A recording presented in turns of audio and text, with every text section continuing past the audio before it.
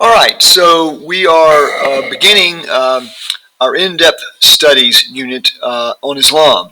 So we're now finished with surveying our six religions, the three Abrahamic religions, Hinduism, Buddhism, and Taoism. Now we're starting in-depth Islam.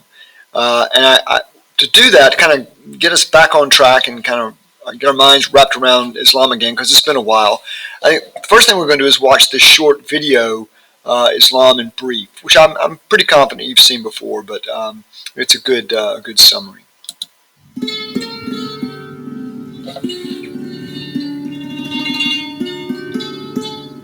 The religion known as Islam originated in the 7th century of the Common Era in Arabia in the city of Mecca, a center of trade at which gathered diverse peoples, including those from the Jewish and Christian faiths. At the center of Mecca was a cuboid structure known as the Kaaba. According to Muslim traditions, the Kaaba was first built by the Prophet Adam, and then rebuilt by the Prophet Abraham for the worship of the one God, Allah. However, by the 7th century, the Kaaba had turned into a major pilgrimage site where different Arab tribes venerated idols. Some of the residents of Mecca rejected the worship of idols. Prominent among these was Muhammad, son of Abdullah, who was known in the city as the Trustworthy. In the year 610, at the age of 40, Muhammad was on retreat in a mountain cave during the month of Ramadan, when he is said to have been visited by the angel Gabriel, who commanded him, "Recite," and revealed words which Muhammad felt had been written on his heart. These revelations, Muslims believe, continued over the next 23 years and eventually came to be collected as the Quran. They declare that God is one, overturning the polytheistic foundations of 7th century Arabian religion. They also questioned the economic inequalities of society by calling for social justice, and particularly the care of the poor and orphans, reminding people that they were accountable to God for their actions. The Quran declares itself to be the latest in a long line of revelations from God to humanity, explicitly affirming the truth of the Torah, the Psalms, and the Gospels, and teaching about faith through stories about Moses, Joseph, Mary, and Jesus, and other prophets. The Quran states that the message of divine unity is universal, for God has sent messengers to every nation and people. Tradition places the total number of prophets at 124,000. In the Quran, Muhammad and his followers, as well as the previous prophets and their followers, are all called Muslim, a word that literally means a person who has submitted to God.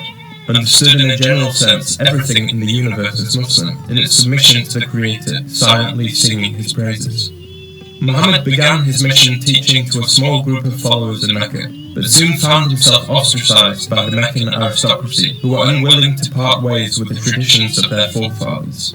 In the year 622, facing severe persecution, Muhammad fled from Mecca to the oasis city of Yathrib, now known as Al-Madinah Al-Munawwara, the city of light, or simply Medina. This event, called Hijrah or emigration, marks the beginning of the Islamic calendar. In Medina, Muhammad was able to organize his followers into a community for the first time. He negotiated both war and peace with the Meccans and the surrounding tribesmen, eventually conquering Mecca in the year 630. By the end of Muhammad's mission, he had provided what the Quran calls a beautiful example of the way to live in accordance with God's will, which Muslims from then until today have endeavored to emulate. When Muhammad passed away in 632, there were disagreements among his companions about succession and the nature of political and spiritual authority. In the course of time, these would lead to the split between what we today call Sunni and Shia Islam. Other forms of diversity within the Islamic community, or Ummah, would develop over the centuries. Early Muslim leaders and dynasties expanded the borders of Islamic civilization through to Spain, Central, South and Southeast Asia, Africa, and even into Eastern Europe. In the process, Islamic concepts were adapted to local contexts, at times accepting ideas and modes of expression from traditions as diverse as Greek philosophy and Confucianism. The ever-developing traditions of faith, practice, and spirituality unfolded as Muslim communities emerged and evolved in diverse settings across the globe. Muslim traders, mystics, scholars, poets, rulers, and architects all contributed to the shaping of distinctive regional cultures, as trans-regional Islamic notions and traditions interacted with local communities to produce distinctive forms of law, statecraft, theology, art, architecture, and science. Like other world religions, Islam too has been invoked to support and legitimize diverse and even contradictory values. For example, interpretations of Islam have been used to both liberate and oppress women, or to promote peace and provide arguments for war. In more recent times, Islam has been utilized by a variety of nation-states to legitimize a range of political ideologies. As a result, the experience of being Muslim today is often deeply influenced by the political context one is living in. Diversity of interpretation has always been an essential aspect of the Muslim experience, as particular groups have turned towards different individuals for guidance. From religious scholars to members of the Prophet's family considered divinely appointed, to spiritual guides who teach through the sanctity of their characters and the wisdom of their insight. It is helpful to think of Islam in terms of both unity and diversity. Muslims believe in one God, Allah, whom they worship and conceive of in different ways. The Prophet Muhammad provides the single most important model of how Muslims should live an exemplary life of faith, but there are diverse understandings of how this model should be followed. The single most important text in Islam, the Quran, is interpreted in diverse ways and for diverse purposes, and there's a single Muslim community that is diversified through cultural contexts, beliefs and practices, and the diverse authorities whom they follow.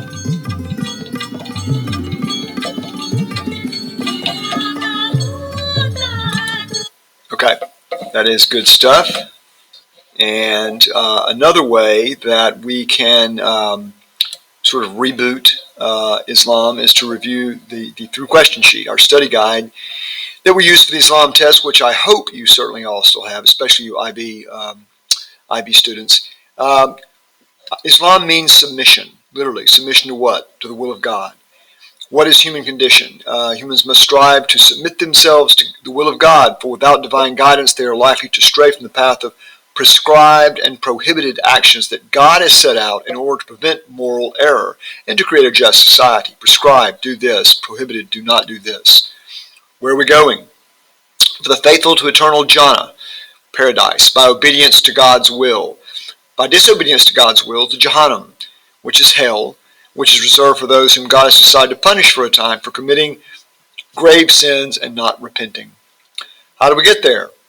Well, we attain salvation via submission to God's will. This can be achieved by acknowledging Tawhid, which is the oneness and indivisibility of God, and submitting to His will as revealed to the Prophet Muhammad and his prophets. Also believing in God, the scriptures, angels, jinns, and Akhirah, which is life after death. Now, these 5 things are the basic articles of faith. We didn't talk about doctrines before, but we will in this unit. And these are the building blocks. But more importantly, because Islam is a orthopraxy-based religion, we do these things. We live according to the Quran, which is the literal word of God, and the divinely inspired sayings of the Prophet Muhammad, his example, his sunnah, which we find in the hadith, the biographical literature about him. And importantly, by practicing the 5 pillars of Islam, the obligations prescribed in the Quran for individual Muslims, statement of faith, prayer, alms, fasting, and pilgrimage. Okay, so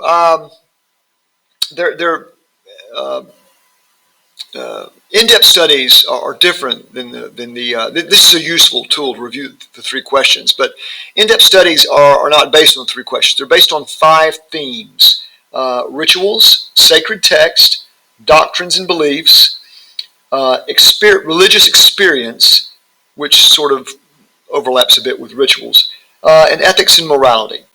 And we're going to do them in that order. Let's look at paper 2, just to get an idea. So everything we've done so far, and I'm sort of talking to the IB cohort now, everything we've done so far is to prepare for paper 1. Paper 2 is based on these 2 in-depth units, Islam and Buddhism. So here's a paper 2 test, hour and a half. You must answer 1 question in section A and 1 in section B. Okay, section A are 3 Eastern religions, and we're going to study one of those for in-depth. We're going to do Buddhism. That's the last thing we're going to do. And so you've got potentially 3 questions because there's two questions for each religion, and an open-ended question you could answer in relation to any of them. So for Buddhism, you'd have these three questions. But let's focus now on Islam. So section B are the Abrahamic religions. So by the way, you think, oh, I'm going to answer this Christianity question because I'm a Christian. That is not smart. Do not do that. Stick with Islam. And so we have these two questions. Discuss how communal prayer by Muslim women is affected by gender. Examine how Hajj can be a unique communal and personal religious experience. Or the open-ended question is, with reference to either one of these religions, in this case Islam, assess the origins and authority of its sacred text. This would be a good test to get because you would be equipped at the end of this unit to probably tackle any one of these three questions pretty easily. That is an intro to Islam in-depth studies.